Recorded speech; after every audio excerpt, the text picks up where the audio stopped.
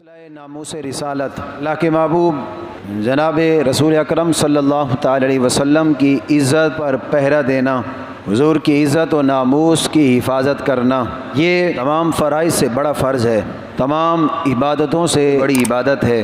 حضور کے غلاموں کے ساتھ حالیہ دنوں میں جو خون کی ہولی کھیلی گئی، قیامت صغریٰ جو ان پر ڈھائی گئی کہ محبوب خدا کی ناموس پر پہرا دینا، حضور کی عزت و آبرو کے بارے میں آواز اٹھانا، حضور کی ختم نبوت پر پہرا دینا، یہ ہر ایک کی بس کی بات نہیں ہوتی، اور جو بندہ جاتا ہے وہ اپنی مرضی سے نہیں جاتا، بلکہ میرا رب جو ہے اپنے بندوں میں سے ایسے لوگوں کا انتخاب فرماتا ہے، اور میرا رب قرآن مجید فرقان حمید میں ارشاد فرماتا ہے، ان الذین یؤذون اللہ ورسولہ، اللہ فرماتا ہے بے شک وہ لوگ جو اللہ اور اس کے رسول کو ایذا پہنچاتے ہیں، تکلیف پہنچاتے ہیں۔ اللہ تو ہر چیز سے پاک ہے، اللہ کو کیسے تکلیف پہنچ سکتی ہے معاذ اللہ؟ اور قرآن میں اللہ فرما رہا ہے کہ بے شک وہ لوگ جو اللہ کو ایذا پہنچاتے ہیں، جو اللہ کے حبیب کو ایذا پہنچاتے ہیں۔ معنی اس کا یہ ہے کہ جو بندہ اللہ کے حبیب کو تکلیف پہنچاتا ہے بعینہ، وہ اللہ کو تکلیف پہنچاتا ہے، وہ اللہ کو ایذا پہنچاتا ہے۔ اور پھر وہ لوگ ہیں کیسے؟ میرا رب قرآن میں فرماتا ہے لعنہم اللہ فی الدنیا والآخرہ، اللہ فرماتا ہے جو لوگ اللہ اور اس کے رسول کو ایذا پہنچاتے ہیں، دنیا و آخرت میں ان پر اللہ کی لعنت برستی ہے۔ وہ دنیا کے بدترین لوگ ہیں۔ جو ملک اسلام کے نام پر بنا، جس کی بنیاد ہی کلمہ طیبہ پر رکھی گئی، اس ملک میں حضور کے غلاموں کے ساتھ جو کیا گیا، جو حضور کی عزت اور آبرو کے لیے نکلے، ان پر وقت کے یزیدیوں نے جو ظلم ڈھائے، اس کی مثال اس 73 سالہ تاریخ میں نہیں ملتی۔ ان بطش ربک لشدید لا یحسبن اللہ غافلا عما یعمل الظالمون۔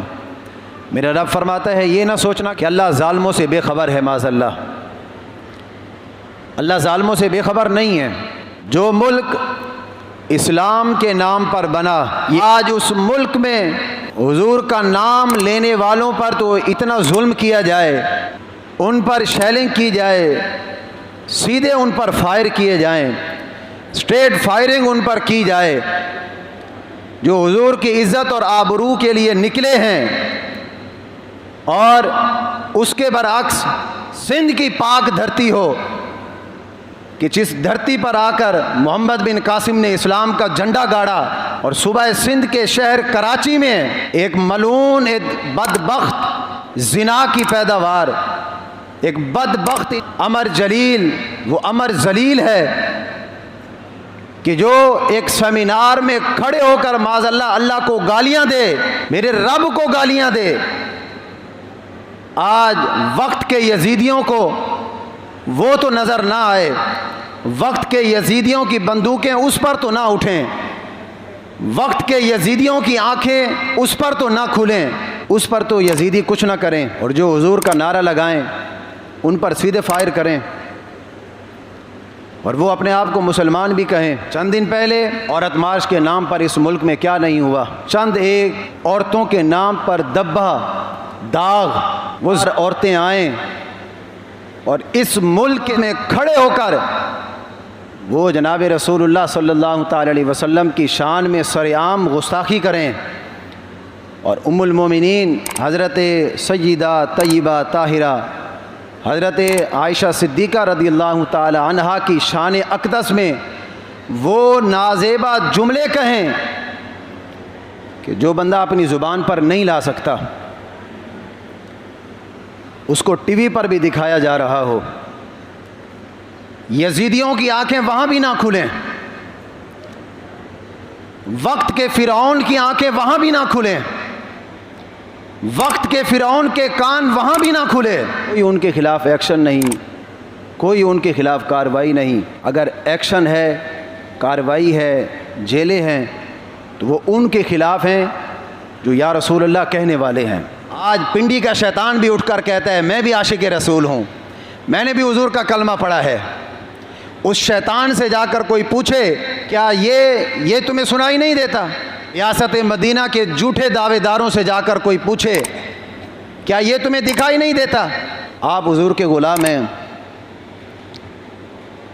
اللہ ہمیں اس غلامی میں موت عطا فرمائے۔ جس کے دل میں حضور کے لیے محبت ہوگی نا، یہ باتیں اسی کو سمجھ میں آئیں گی۔ اللہ اور اس کے رسول کی محبت جس کے دل میں ہوگی، یہ باتیں صرف وہی سمجھے گا۔ جس کے دل میں اللہ اور اس کے رسول کی محبت نہیں ہوگی، اس کو یہ باتیں سمجھ میں نہیں آئیں گی۔ اس کو اپنی پارٹی عزیز ہے، اپنی جماعت عزیز ہے، اپنا لیڈر عزیز ہے۔ وہ بدبخت انسان، وہ کائنات کا سب سے بڑا بغیرت انسان ہے کہ جس کو اپنے لیڈر کی توہین پر تو غصہ آتا ہے، لیکن اپنے رب کی توہین پر غصہ نہیں آتا۔ اپنے رب کی توہین پر اس کے چہرے کے آثار بھی تبدیل نہیں ہوتے۔ اپنے نبی کی توہین پر اس کو غصہ نہیں آتا، اس کے چہرے کے آثار بھی تبدیل نہیں ہوتے۔ لیڈر کی توہین پر تو اس کو غصہ آ جاتا ہے۔ وہ دنیا کا سب سے بڑا بغیرت ترین انسان ہے۔ کوئی اٹھ کر باپ کو گالی دے، کوئی اٹھ کر باپ کو تھپڑ مارے اور میں آرام سے بیٹھ کے تماشا دیکھتا رہوں، تو آپ کیا کہیں گے؟ یہ کہیں گے نا کہ جی اپنے باپ کا ہی نہیں ہے۔ باپ کا ہوتا تو غیرت نہ آتی، غیرت نہ آتی اس کو۔ اس کے سامنے اس کے باپ کو گالیاں دی جا رہی ہیں، اس کے سامنے اس کے باپ کو تھپڑ مارا جا رہا ہے۔ اگر یہ باپ کا ہوتا، اپنے باپ کا ہوتا، تو اس کو غیرت نہ آتی، کم از کم اٹھ کر اس کو تھپڑ ہی مار دیتا، سامنے والے کو اس کو روک ہی دیتا۔ بیٹھ کر تماشا دیکھ رہا ہے۔ جو بندہ اپنے رب کا کلمہ پڑھے، اپنے آپ کو اس رب کا بندہ بھی کہے، اور اس رب کی توہین پر بندے کو غیرت نہ آئے، تو اس کو پھر اپنے آپ کو اللہ کا بندہ کہنے کا حق ہے؟ جس نبی کا کلمہ بندہ پڑھے، اس نبی کی شان میں اگر گستاخی ہو، کوئی بدبخت اٹھ کر، وہ فرانس کے خنزیر اٹھ کر وہ حضور کے خاکے بنائیں، اور یہاں مسلمان کو غیرت تک بھی نہ آئے، تو اس کو اس نبی کا امتی کہلانے کا کوئی حق ہے؟ کوئی حق نہیں ہے اس کو۔